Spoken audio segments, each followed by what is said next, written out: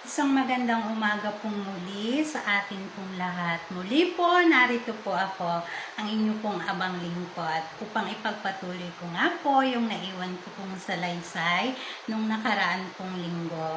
Yun nga po, ang atin pong mahal na Birheng Maria ay nakipamuhay po sa atin kung saan po tayo nabubuhay ngayon sa mundo po natin. At ang atin nga pong mahal na Birheng Maria ay nagsimula po sa mundo natin na 7 taong gulang na bata po na siya pong naging sanhi at naging dahilan po. Kaya nga po, yung kanya pong alaala ay nabura mula po doon sa kalawakan hanggang sa Hardin po ng Eden. Ang alaala po ng ating mahal na Birheng Maria ay ganap na naburado. At dahil nga po, nagsimula siya sa lupain na ito na 7 taong gulang, lahat po ng taga-Hardin po ng Eden ay wala pong nakakilala sa kanya.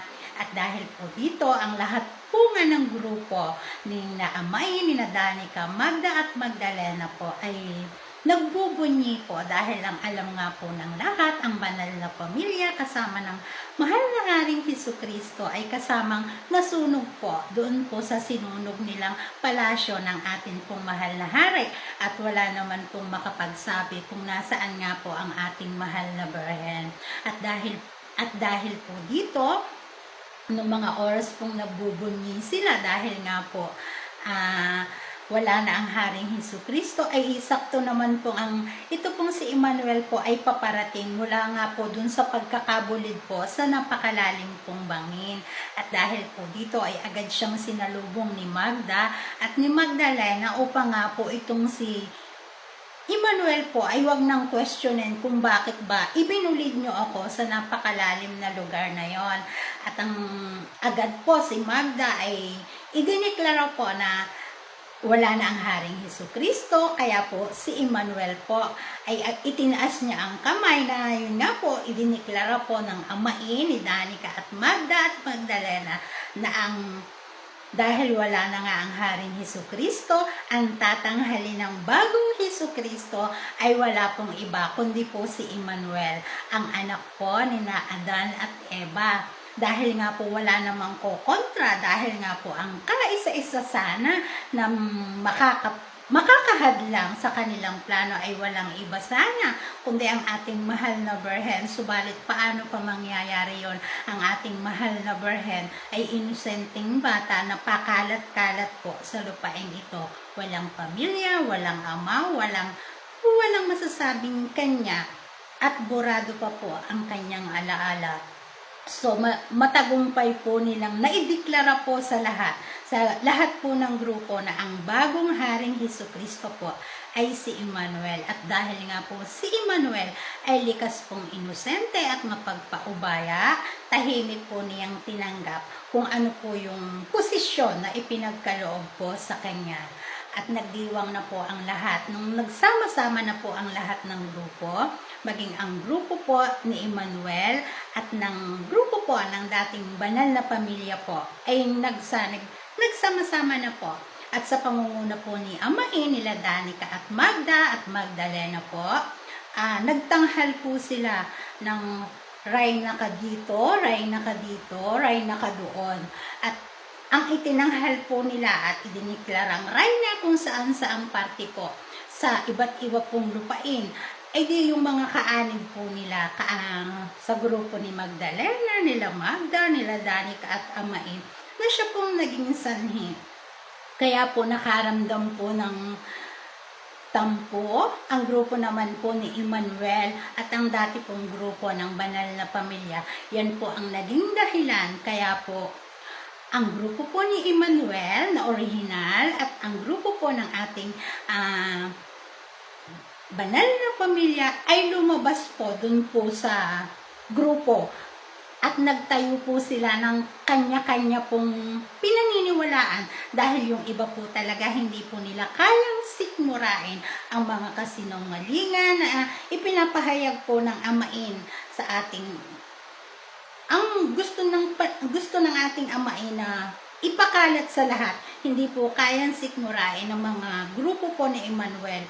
So, nagwatak-watak po. Kaya po, nagkaroon doon ng ibang pinaniniwalaan, ibang sinasamba, at ito naman pong si Haring Ismael ay ganun din, kahit kailan po hindi po niya kayang tanggapin ang mga kapahayagan po ng amain na alam po niya na hindi yan ang tunay na si Haring Hesukristo, at ang mga idiniklara niya ay di ang lahat pong mga alipores po niya. So ang ating pong Haring Ismael ay nagtayo din ng kanyang grupo na siya po ang naging dahilan hanggang sa kapanahunan kung bakit ang grupo po ni Emmanuel na kinikilala nilang Hesukristo at ang grupo po ng Ismael hanggang sa mga oras pong ito ay nagsanga ng landas. Yan po ang dahilan kaya napakarami po nating kanya-kanyang sinasamba at pinaniniwalaan. Dahil nga po kumapit ang kamatayan at ang kasaysayan po ay nagpasalin-salin-salin, at yan na nga po ang pinanindigan ng lahat na mahabang panahon po nating pinaniniwalaan at iginagalang. At dumating nga po yung panahon na ang atin pong banal na Espiritu Santo ay nagpasya na, dahil ito na po yung tamang oras. Ang atin pong banal na Espiritu Santo ay tahimik na tahimik pong nakatunghay sa lahat po ng kaganapan sa ibaba. Dahil nga po ang ating banal na Espiritu Santo ay kakaiba po sa ating mag-isip at magplano. Para po sa Kanya, ang lahat po ay may tamang oras at panahon. At yun nga po ay dumating na po ngayon. Dahil nga po ang Kanyang katawan ay nasa huling bansa na Kanyang aapakan ang karugtong po ng Hardin ng Eden.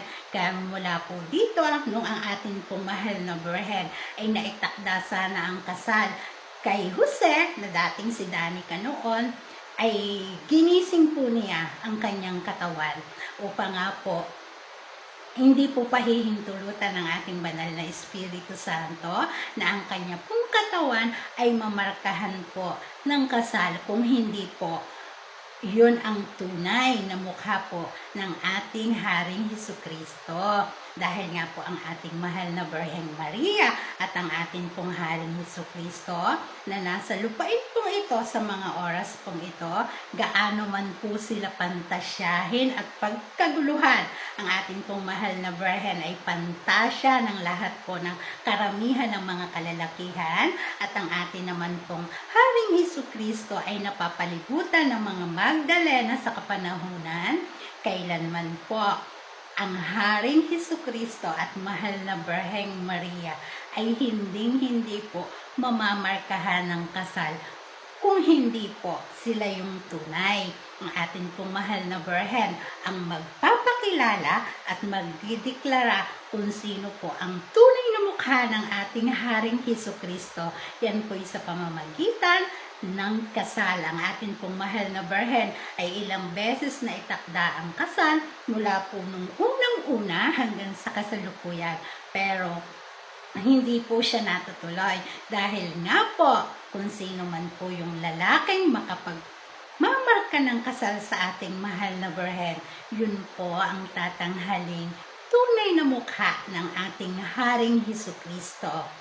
At ang ating pong Haring Hesukristo mula po nung unang-una hanggang sa kasalukuyan, ni minsan po hindi po siya bumaba sa lupain pong ito kung saan po tayo naninirahan, kundi po ngayon po lamang ang taong 80s po, dahil nga po hindi pa panahon at may takdang oras, kaya po ngayon lang nahayag ang iba pong mukha po ng kasaysayan.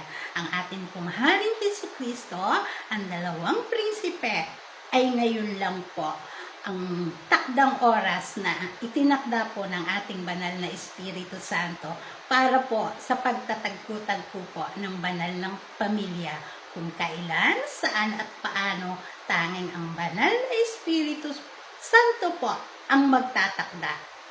At yan po ay sa panahong ito, sa Hardin po ng Eden, lupang hinirang, bansang Pilipinas. Wala na po tayong oras, hanggang sa muli po. Ako po ang inyong abang lingkod. Wala po akong ipinakikilala na kahit na ano para sa aking sarili. Isa pong abang na tagapagpahayag po kung ano po ang nilalaman ng ating banal na libro. Hanggang sa muli, maraming pong salamat. Bye!